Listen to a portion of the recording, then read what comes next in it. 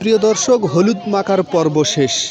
আমার সেই team partner Bablu রায়ের বিয়েতে আমরা এখন চলে যাচ্ছি।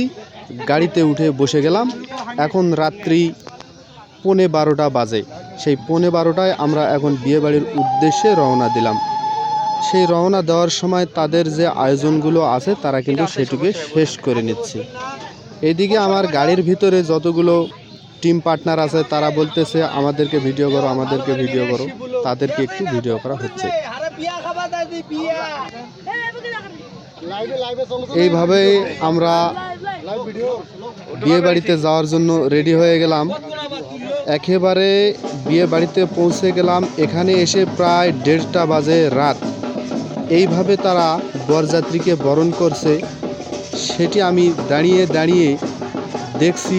এত সুন্দর তাদের এই আয়োজন, সত্যি অসাধারণ। আমি মুসলমানের ছেলে হয়ে হিন্দুর বিয়েতে এসে আমার অনেক ভালো লেগেছে, অনেক মজা করেছি। তাদের এই আয়োজনগুলো অনুভব করেছি। আসলে তাদের মন মানসিকতাগুলোও অনেক সুন্দর। এইভাবে তারা বরযাত্রীকে বরণ করে নিচ্ছে, দেখার মতো দৃশ্য। তারা কত সুন্দর হাতের ইশারায় নাচ দিয়েই তারা বরযাত্রীকে বরণ করতেছে। সেগুলো আমি মুগ্ধ হয়ে দেখছি, সত্যি চমৎকার লাগছিল।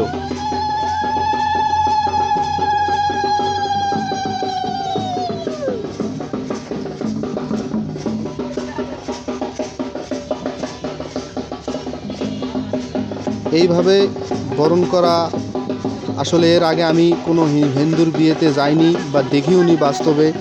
এটাই প্রথম আমার টিম পার্টনার বাবলু রায়ের বিয়ে। এখন বাবলু রায়কে নামানো হচ্ছে। আর এই দিকে যে বাদ্যযন্ত্রের মাস্টারগুলো আছে তারা কিন্তু বাজিয়েই চলছে, সত্যি অসাধারণ তারা বাজায়। এই যে বাবলু রায়কে বরণ করে নিচ্ছে কন্যাপক্ষ।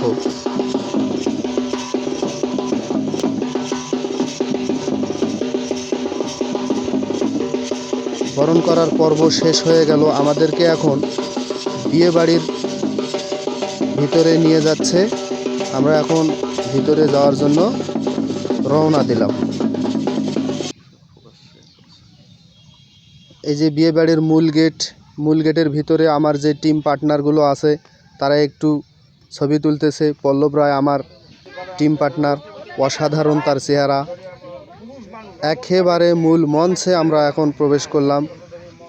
তাদের যে বিয়ের মণ্ডপ বলে থাকে ওরা, সেই মণ্ডপে একেবারে আমরা চলে আসলাম। তাদের যে আয়োজনগুলো সেগুলো আমি ভিডিও করার জন্যই চলে আসলাম। সবাই বলতেছে বউকে একটু দেখাও, বউকে একটু দেখাও। ওই জন্য বউয়ের কাছে আসলাম এবং তাকে একটা কথা বললাম। সে আমার কথাটা খুব সুন্দরভাবে শুনেছে, ধন্যবাদ এই জন্য তাকে। বৌদি একটু হাসেন। এই দেখছেন, এইভাবে তাদের আয়োজনগুলো চলতেছে। সত্যি এত সুন্দর তাদের বিয়ের, কঠিন কষ্টর মধ্যে কিন্তু বিয়ে হয়। অনেক রাত্রি যাপন করে বিয়ে, বুঝতেই পারছেন, সারা রাত জেগে তাদের এই বিয়ের আনুষ্ঠানিকতা চলে।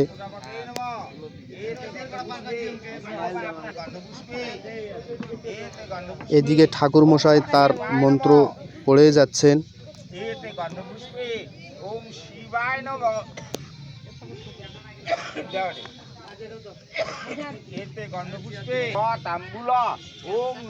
এই যে আমার টিম পার্টনার বাবলু রায় চুপচাপ বসে আছে।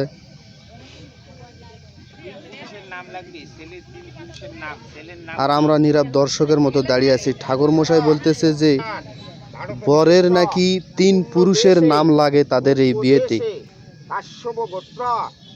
সত্যি আমাদের বিয়েতে কিন্তু 3 পুরুষের নাম লাগে না, পিতামাতার নাম হলে হয়ে যায়, কিন্তু হিন্দু মানুষের বিয়েতে নাকি 3 পুরুষের নাম লাগে।